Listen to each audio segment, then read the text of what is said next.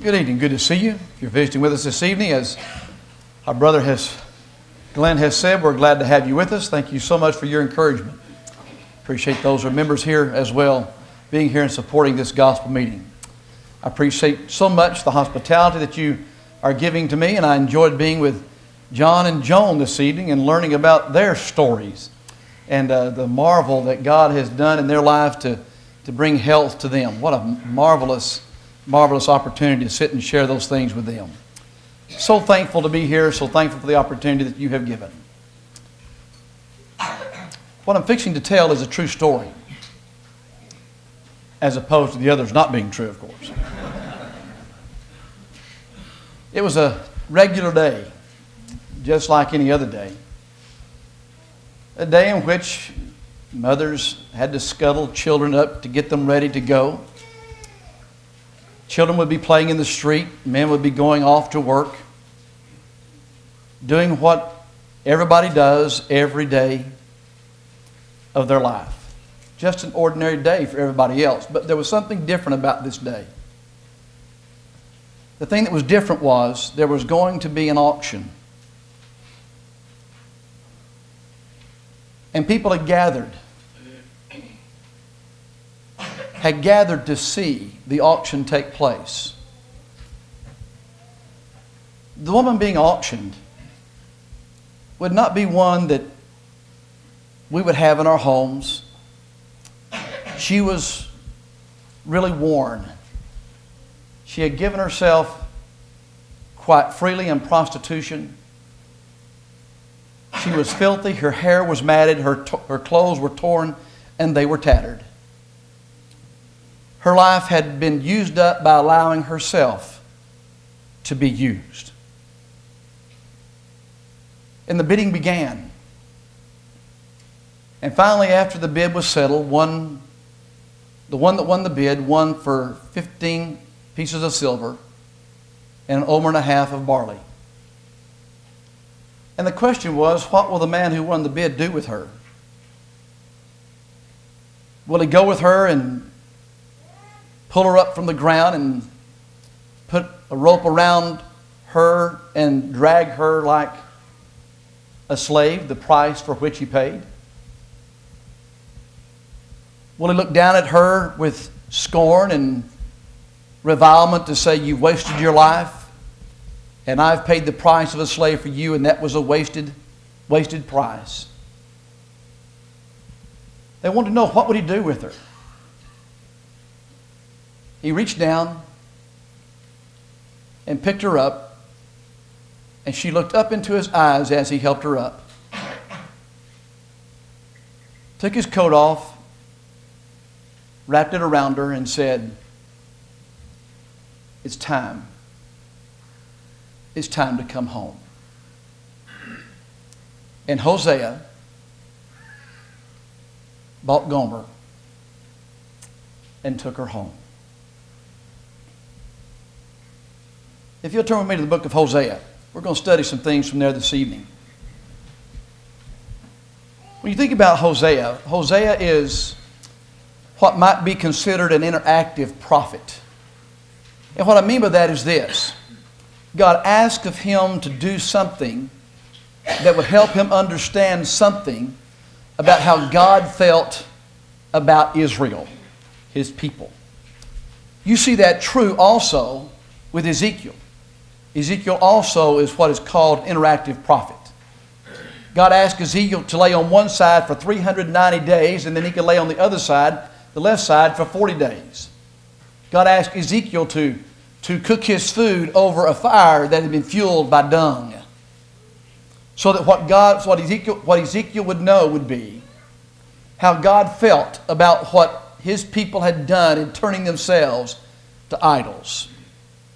And so it is that Hosea is going to help us understand something about God and the relationship that God has to forgiveness by using Hosea to do so. The most unlikely of characters, would you not say? That on one hand you have a prophet, on the other you have a prostitute. On one hand you have a man that is highly respected. On the other side you have a woman that would be the epitome of an individual that would be reviled. In fact, even in the times of Jesus, that was the case. To treat them as a publican and a sinner. You remember when he goes into the house of Simon the Pharisee, and the woman that comes to wash the feet of Jesus, for which Simon had neglected to do. Simon says, if you knew the kind of woman that she was, you wouldn't allow her to do that. The question is, if you wouldn't allow her to do that, then what's she doing in your house? You let her in, or did she just kind of clandestinely find her way in that opportunity? So you have a prophet, and you have a prostitute. We find something about how God felt about this when we read in the first chapter. When it says in verse 1, when the Lord began to speak by Hosea, the Lord said to Hosea, go take yourself a wife of harlotry and children of harlotry, for the land has committed great harlotry by departing from the Lord. And now notice the children that are born to this harlot. And then the Lord said to him, call his name Jezreel. For a little while I will avenge the bloodshed of Jezreel in the house of Jehu, and bring an end to the kingdom of the house of Israel. It shall come to pass in that day that I will break the bow of Israel in the valley of Jezreel. And she conceived again and bore a daughter. Then God said to him, call her name Lo-Ruhamah. For I will no longer have mercy on the house of Israel, but I will utterly take them away. Yet I will have mercy on the house of Judah, who will save them by the Lord their God, and will not save them by bow, nor by sword, or battle, nor by horse or horseman. Now when she had weaned Lo-Ruhamah, she conceived and bore a son. Then God said, call his name Lo-Ammi, for you are not my people, and I will not be your God. Notice the names of these three children. One has to do with avenging. One has to do with being utterly forsaken.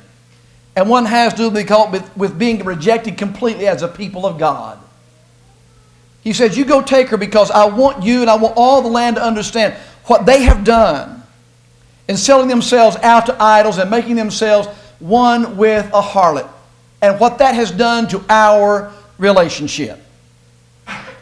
What you really have in the book of Hosea, it's not a book about marriage. Now there may be some good marriage counsel to consider in the book of Hosea, but it's really not a book about marriage between a husband and a wife.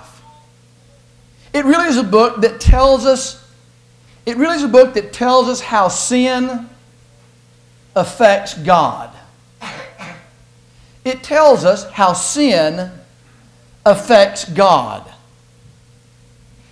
I wonder if we have become so comfortable with sin in our society that we, even as God's people, have become desensitized to what sin does to God. I wonder if we've not begun to view it just in clinical terms. Well, he committed adultery. She committed fornication. He got drunk. And we use those terms just as clinical descriptions, but we don't recognize the great harm that those things do to God and that relationship with God. If we begin to view sin from the eyes that we're going to study from Hosea this evening and read in just a moment, it changes. It totally changes how we view sin and what it does to God and what we do to God when we do sin. You know, when you go to see the doctor and the doctor gives you a diagnosis, he gives you a clinical diagnosis. You have the flu, you have the cold, you have cancer, you have heart trouble. And that's a clinical description of something that is a deeper problem. And again, I wonder if we've not begun to define things in a rather surface way, in that same way, to just describe them clinically. But look through the book of Hosea just a moment. And keep in mind, as we read these passages, what we read about what these three children's names were. Turn with me, first of all, to the book of Hosea, chapter 2.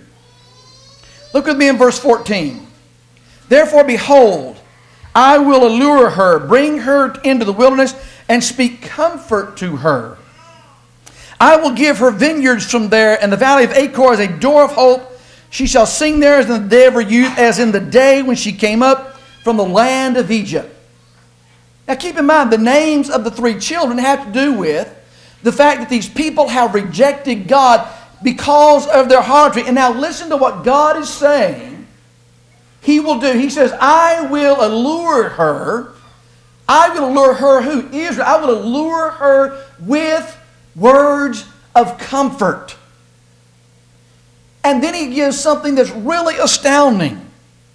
He said, I will give her vineyards in the valley of Achor, and it will now be a door of hope.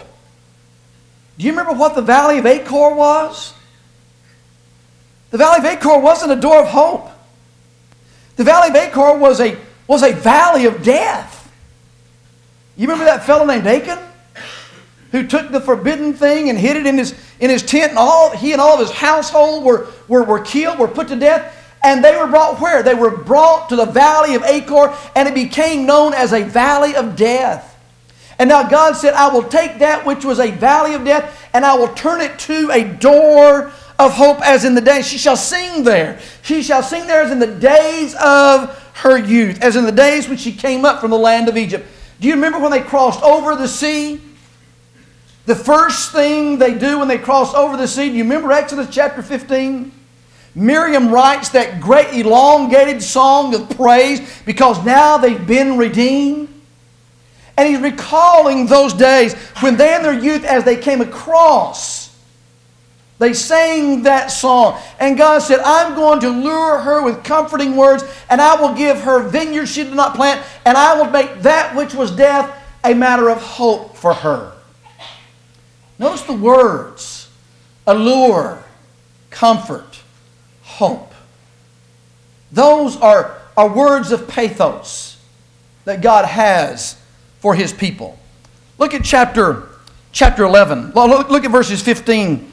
Look at verse 19 in chapter 2, rather. He said, I will betroth you to me forever. Yes, I will betroth you to me in righteousness, in justice, in loving kindness, and mercy. Why doesn't He stop? Why doesn't He stop and say in righteousness and justice? Because look at what Israel had done. Look at what Israel had done in rejecting God and accepting idols. But He said, I will what? I will be betrothed to you in righteousness and justice, in loving kindness and mercy. Look at chapter 11. Look at chapter 11. And look at verse 8 beginning. Chapter 11 and verse 8. He said, how can I give you up, Ephraim? How can I hand you over, Israel? How can I make you like Admah? How can I set you like Zeboim? My heart churns within me. My sympathy is stirred. I will not execute fierceness of my anger. I will not again destroy Ephraim, for I am God and not man, the Holy One in your midst, and I will not come with terror. Perhaps this is the most passionate of all the things that Hosea will say, that God speaks to Hosea through Hosea to say with regard to wooing Israel with comforting words. Notice what he says. How can I give you up? How can I hand you over? How can I make you like? How can I set you like? My heart churns within me. Here you see the burning passion that God has for His children, in spite of what Israel has done in rejecting God. He said, I in the end, I can't give you up. I can't give you over. I can't set something against you. In fact, I will not destroy you. I will not destroy you, even if I am God and not man, the Holy One in your midst. You hear the deep passion, the deep pathos that God has for His people Israel. He in the end says, I can't turn you over and walk away from you. Hosea had every right. From the standpoint of justice, Hosea had every right to turn after he won the price of Gomer for the price of a slave, to turn and walk away and say, you can just root hog or die poor now. You are on your own after what you did to me. But that's not what he did. What he said was, it's time to come home. In the end, he said, I can't give you up. I can't hand you over. And neither will I execute fierceness or terror against you either. That's God. That was Hosea seen in Gomer. Turn to chapter 14. Look at verse 1. Israel, return to the Lord your God, for you have stumbled because of your iniquity. Take words with you and return to the Lord. Say to him, take away all iniquity. Receive us graciously, for we will offer the sacrifices of our lips. Verse 4. I will heal their backsliding. I will love them freely, for my anger has turned away from him. Verse 8. Ephraim shall say, what have I to do any more with idols? I have heard and observed him. I am like a green cypress tree. Your fruit is found in me. Does God alluring them with comforting words? Does God drawing them through hope, refusing to give them up? Does it work? In the end, Ephraim shall say, representing all Israel, what shall I have to do with idols anymore? I have heard and I have observed him. I have seen the loving mercy, the tender kindness. I have seen the righteousness and the justice of God. And I am like a green cypress tree, budding, ready to produce fruit. I'm ready to throw it off and to live once again. In other words, all that God did to bring Israel back was for Israel's good, and God drew them back. But that required God to forgive them. And really what you have in this story is the great story putting flesh and bones on what forgiveness really is and how forgiveness really is a choice. Notice, God chose to allure them. God chose not to give them up. God chose to turn away, not to turn away from them. God chose to remember their iniquity no more. But God's in the forgiving business. That's what God wants to do. You remember when the man is brought to the Lord, let down through the ceiling? He says, arise, take up thy bed and walk, and forgives that man. You remember when he comes to Zacchaeus' house? He forgives him. God is in the forgiving business. That's what God wanted to do with Israel, and that's what God wants to do with us. We are never more like God than when we forgive. But our very relationship with God is vitally connected to our willingness to choose to forgive. If you don't forgive those who have sinned against you, He will not forgive you. Matthew chapter 6, 14 and 15. Just as God forgave Israel, and Hosea forgives Gomer and brings her home. After having named the child to avenge, after having named the child to say, I have forgotten, after having named the child, you are no longer my people, He said, I will make you my people. I will forgive you, and I will turn that vengeance into hope. I will woo you. I will allure you. I will comfort you. I cannot walk away from you. What indescribable, immeasurable from height and width and depth and every other side of love that God must have for His people. There's just one thing to say about that. Wow.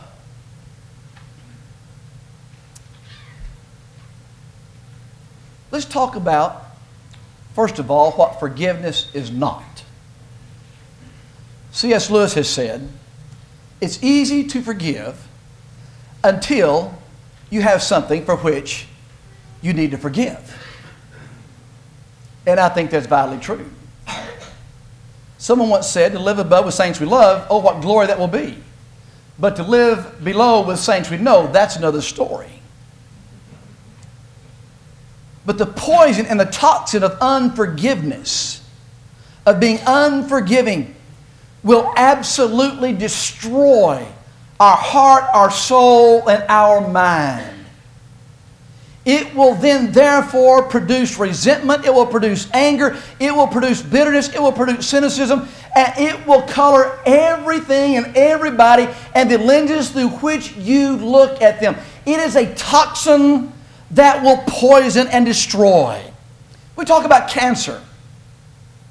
And often the effects of cancer are seen later. They're not seen often in the earlier stages. But what has happened when someone has cancer like pancreatic cancer or colon cancer, by the time it's discovered, the great harm has already been done. And the possibilities of recovery have diminished significantly. Why? Because of what it's literally done is has it eaten and destroyed us inside. Well, having an unforgiving spirit is just like that. We don't see what it does to us on the outside until we are absolutely eaten up with the canker of what has destroyed us on the inside. And then we discover when anger and bitterness and rancor and ill will and malice and a cynical spirit and a dark color over everything and everybody begins to manifest ourselves, we wonder then why people walk away from us and why we have an estranged feeling of our relationship with God. Because we have been absolutely destroyed from the inside out. Someone says, if I have forgiven, then how come I'm having a hard time getting over this?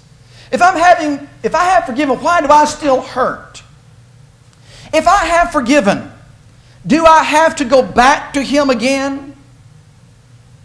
Well, first of all, forgiveness does not mean that what has happened is automatically made right. Wrong is still wrong. It doesn't mean that it's automatically been made right.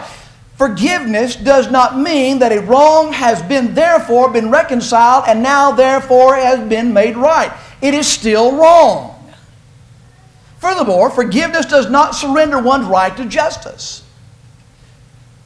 Forgiveness means I also don't withhold. I also then have the choice to withhold retribution without patient resignation. And what I mean by that is this. I'm going to withhold retribution from you, but I'm going to pin my ears back and hold my breath until I absolutely explode because I really don't want to do this. It doesn't mean you have surrendered all your obligations and responsibilities. It doesn't mean you've given up justice. It doesn't mean that what has happened to you is now all of a sudden okay. It's not. But we have three possible responses to that. One is hate. And hate then responds in kind. In Romans chapter 12, he said, you return evil for good. But hate returns evil for evil. That helps nobody. Second response is you can choose to do nothing. You can choose to do nothing. Just let it sit there, let it stew, and let it absolutely destroy you because you have done nothing about it. Now, hate and doing nothing are kissing cousins. And forgiveness doesn't mean then we just walk away and we ignore it or we ignore the person that has been the offending party. It doesn't mean I'll walk away and haven't learned something from it. If I walk away and haven't learned something from it, then I haven't learned something from it. And so I can either hate or do nothing. But neither one of those are solutions. So, if forgiveness is not a surrendering of my rights, it is withholding retribution patiently. If it is, meaning also that I still have an obligation for what is right to do and doesn't make it wrong, then what is forgiveness? That's the third choice. What then is forgiveness? Forgiveness simply means I release the charge. I take it and I send it away. I have that which I charge against the offender, and I just send that charge away. I release it. It is my choice to release it. I choose to let it go. I don't choose to let it boil. I don't choose to let it fester. I don't choose to let it grow. I don't choose to let it destroy me in the inside because of the toxin of being unforgiving. I'm not going to let it destroy me because I'm still going to stew over the fact I still hurt. I'm still going to stew over the fact I can't get over it. I'm still going to stew over the fact that now you're asking me to make the wrong right. I'm not going to stew because I've lost my right to justice. I'm not going to stew. I'm going to ignore you. I'm going to neglect you. I'm not going to stew. I'm going to act like it never happened. That's not what forgiveness is. Forgiveness simply means I take that and I choose. I choose to take that which has offended me and the one who has offended me and send that away to release the charge. I have a charge because I have been offended. Now, time out. Offended is not being used that you don't like the color of my tie. Offended does not mean you don't like the car I drive. Offended does not mean there's some petty nuance about somebody you don't like. You don't like the color of their hair. You don't like the way they talk. You don't like the way they blink. That's not what offended here is. Offended simply means that someone has sinned against you. That's what offended means. I'm afraid sometimes we get offended to say, well, you did that and I don't like it. You have offended me. Well, that's another conversation to have, but there's a real remedy for that. Get over it. That's what it is. But forgiving simply says, I release the charge. Now we have the elephant in the room, don't we? Because I know someone or someone's are sitting there thinking and saying, yes, it is releasing the charge, but first they must come and ask me for forgiveness or I don't have to forgive them. Really? Really? Is that really the way we're going to live? Really? Is that how we're going to handle this? Do we really want that kind of absolute justice against us? When we have offended somebody, when we have sinned against somebody, is that really what we want from somebody else? Is that really we want them to act with that absolute justice until you come and ask me, I'm not going to forgive you? Now, I suppose if you want to deal with the ethereal in theory, in theory, you might have a point there. But here's the problem with that. We don't live in the ethereal with theory. We live below with practical things. And the practical side of it is this. Yes, there is a forgiveness that takes place before one has ever asked for that forgiveness. In 1 Samuel chapter 12, you'll remember when we turn there, this is the story of David and Bathsheba. Nathan has already pointed out in 1 Samuel chapter 12 that David has sinned against her. I think that's 2 Samuel, not 1 Samuel. Pardon me. 2 Samuel chapter 12. Nathan's already pointed out to David, you are the man. David had a hard time figuring all that out, but finally Nathan got the point across. But now I want you to see in verse 13. So David said to Nathan, I have sinned against the Lord. And Nathan said to David, the Lord has put away your sin. You shall not die. Now here's the point. Psalm 51 is a year away. He hasn't written Psalm 51 yet. And before David ever says, I have sinned against God, Nathan says, the Lord has put away your sin and you shall not die. And now a year later he writes Psalm 51. And just now he confessed his sin to Nathan before God. And God said, I have forgiven you. You shall not die. On the cross, Jesus prayed, Father, forgive them, for they know not what they do. I understand that took place 52 days later on the day of Pentecost. But what had God already determined to do before that Pentecost sermon was ever preached? God had already determined that what He was going to do was going to forgive man. So that when man came to God and said, please forgive me, God didn't have to ponder that. God didn't have to stew over that. God didn't have to think back through the years of offense that had taken place against him. God said, I've already reached down to you, and I've been waiting for you to recognize you sinned against me and reach up to me. In my heart, I've already appropriated to you forgiveness. What forgiveness are you asking?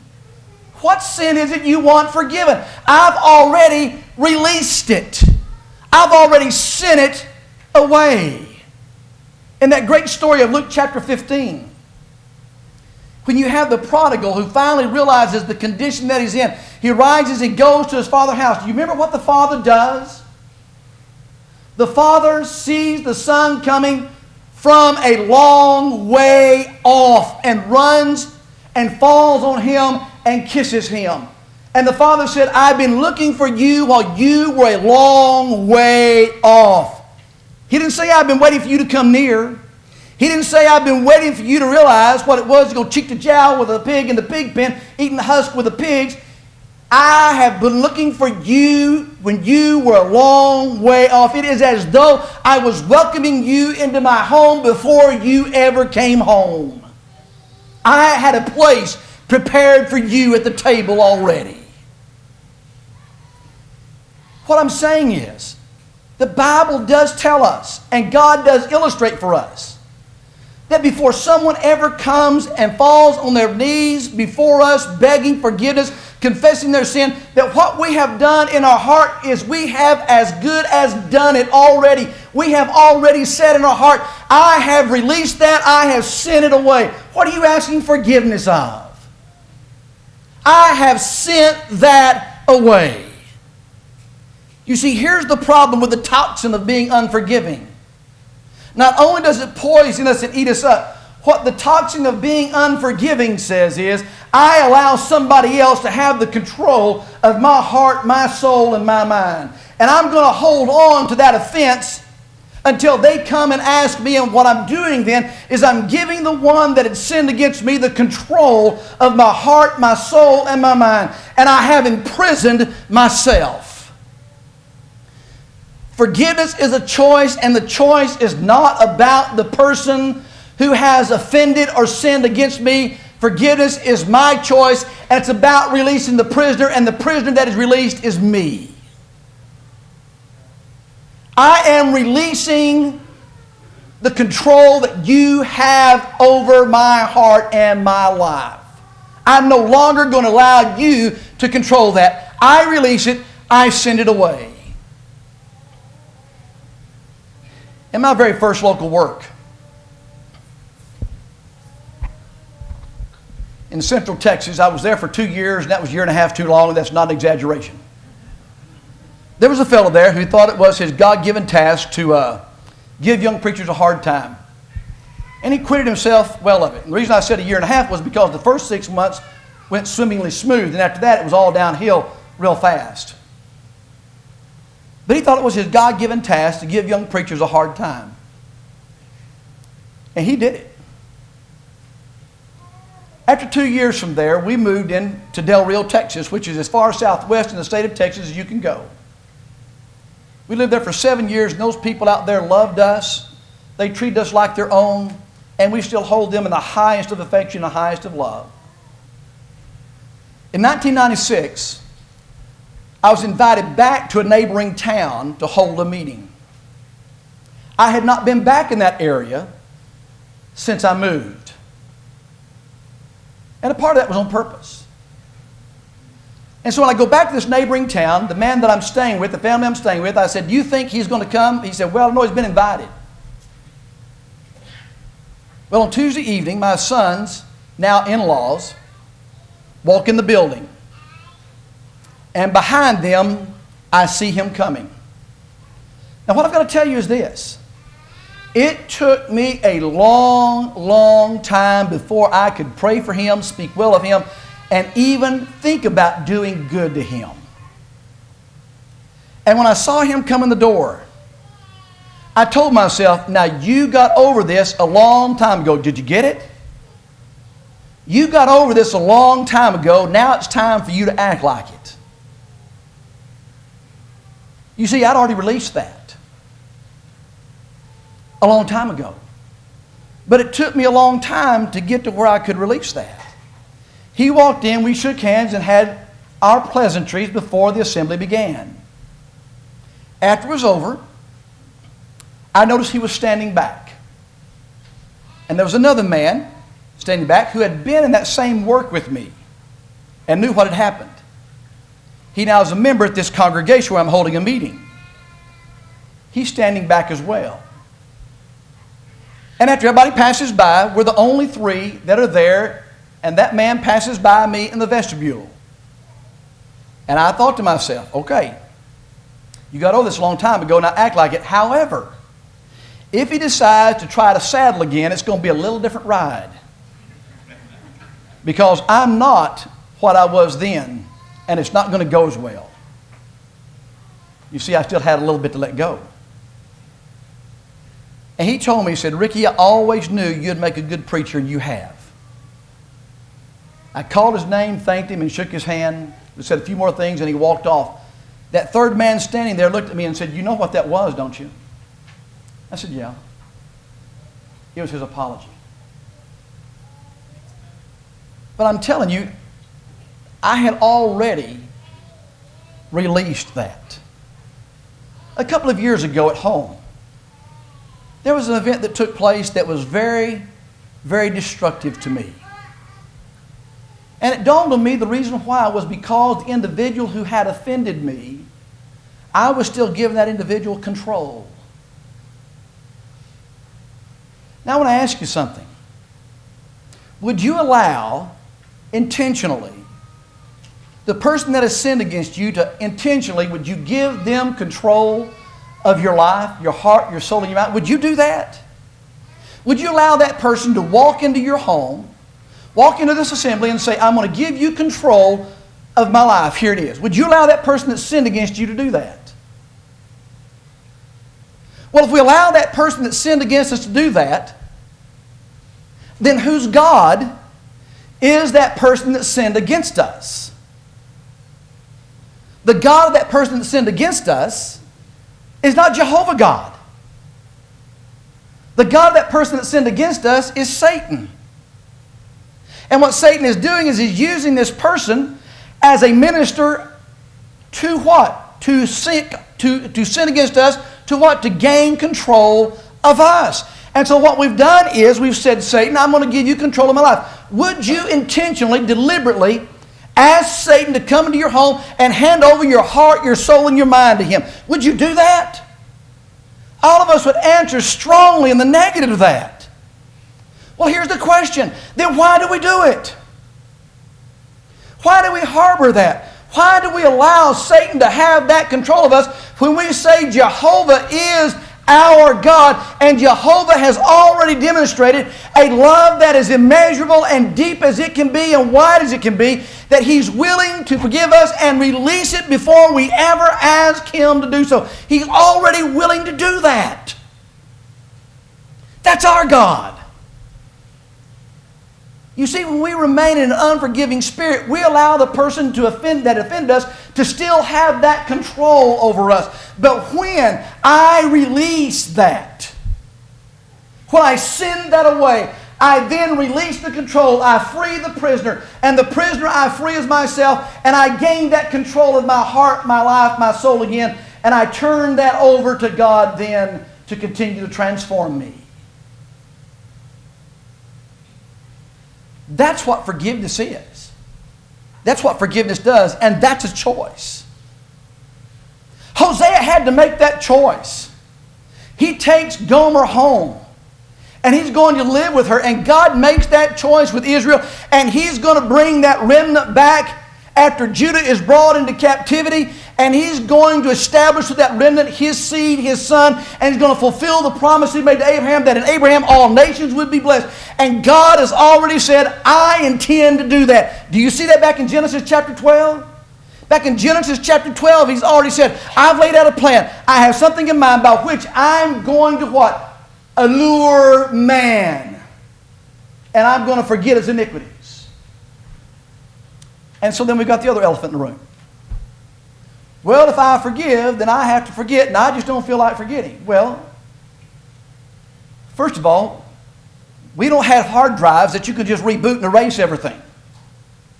Now, there's something that happens with us when that happens, and I'm not trying to be cute about this. I'm really serious about it. It's called dementia or Alzheimer's.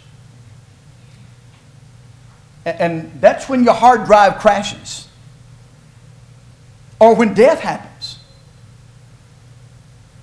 If someone has offended you in a way that has hurt and cut you sharply, you can release it and no longer hold a charge against them, but you're not going to forget it.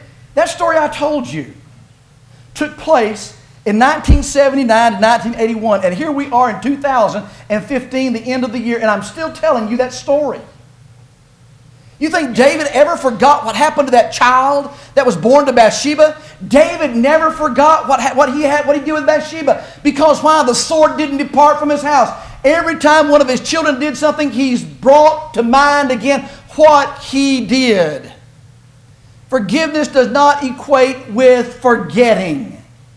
When Jeremiah says, and I will remember your sin no more, it is a figure of speech to say, I will forgive you. I'm going to send that away. Well, I don't feel like it. Feelings respond to stimuli. Feelings are like a faucet. You can turn them on, you can turn them off. Feelings respond to stimuli. They respond to choice.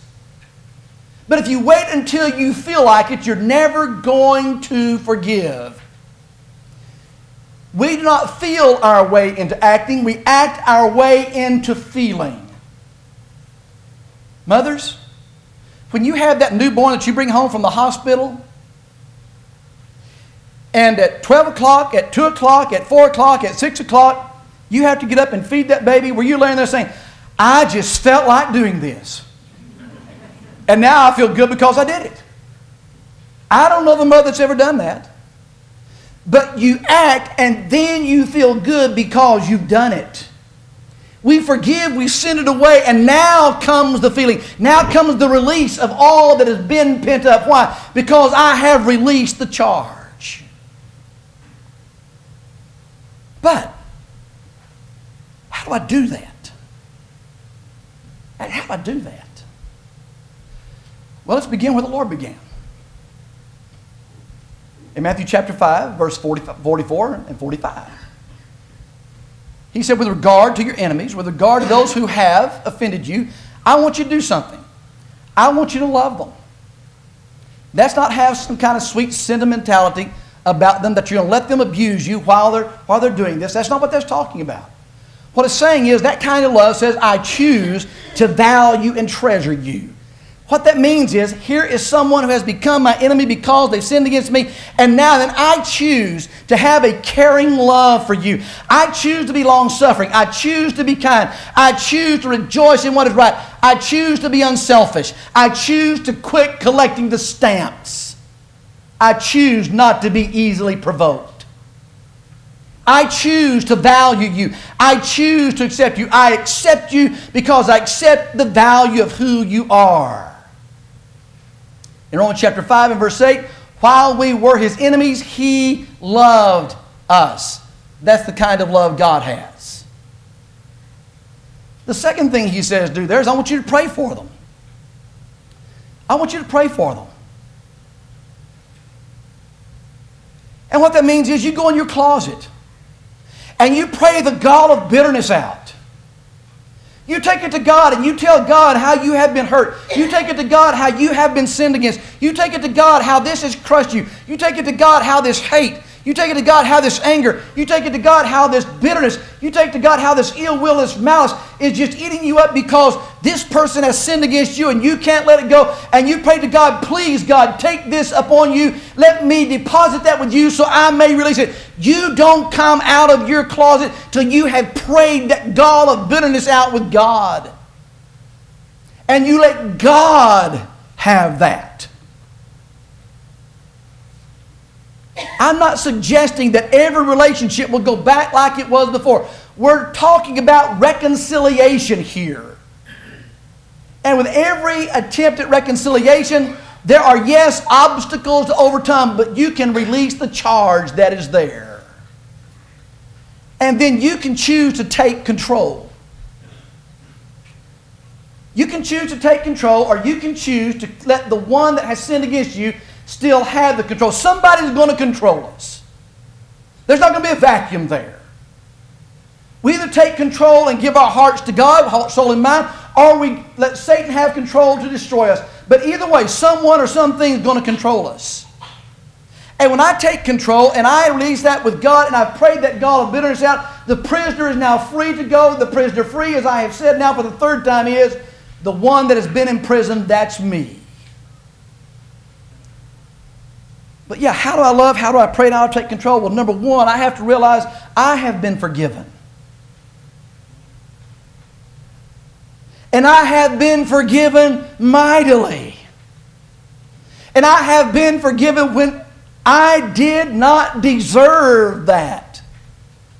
I have been forgiven because God reached down in His grace and His mercy and said, I want you to have my Son, and His blood will wash you white as snow. And by the way, I made that provision for you before you knew it. Here's my love for you. Evil to evil is what Satan does. Evil for good is what man does, but good for evil is what God does. I need to realize that I too have been forgiven. And when I realize that I have offended the Almighty God and I have sinned against Him, or I have broken my brother's heart, I've broken my wife's heart in sin, I don't deserve what is given to me. I have been forgiven. That charge has been released.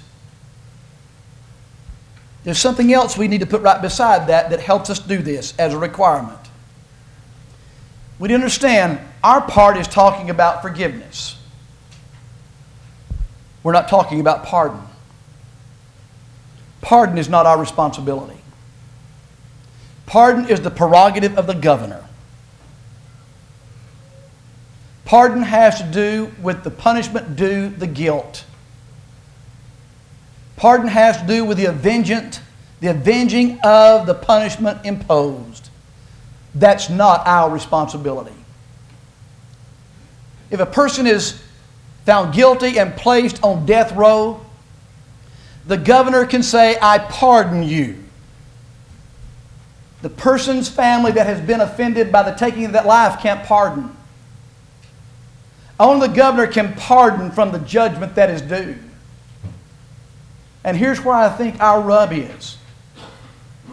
We don't forgive until we can execute the judgment. And because I haven't executed the judgment yet, I can't forgive.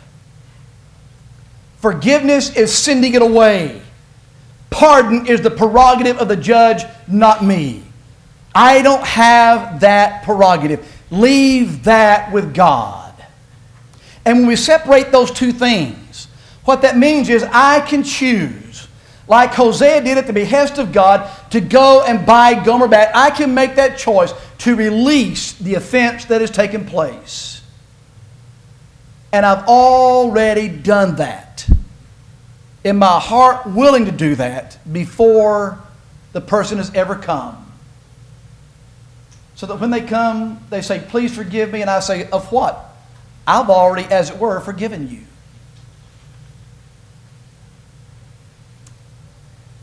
I now have tender mercy. I now have love.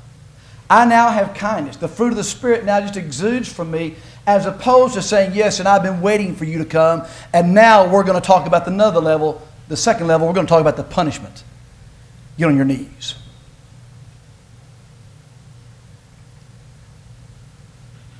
It was a day like any other day. Families were getting up early in the morning. Mothers scuttling children off, getting ready to go to school. Children playing. Men going to work. But there was something different about this day. There was going to be an auction. And people in the town had gathered to watch the auction. The person being auctioned had sold themselves, used, soiled, tattered, torn.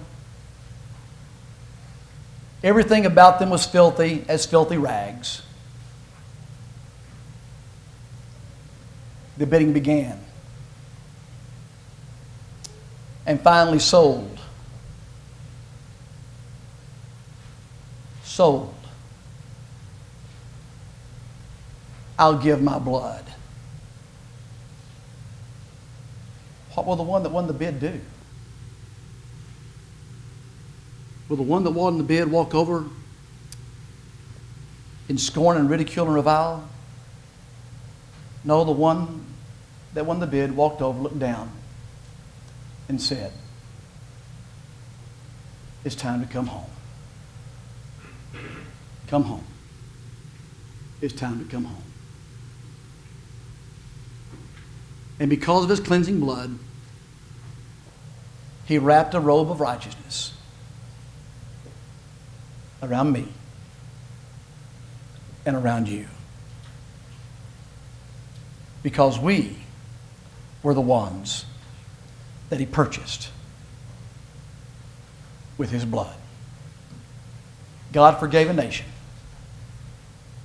Hosea forgave a wife. Will we make the choice like him to also forgive? It is our choice. But we're going to choose something. Will you forgive and live? Or will you still cry for justice and die? He said, the blood of my son for you. And that blood will wash you white as snow. If you need him, why don't you come while we stand and while we sing.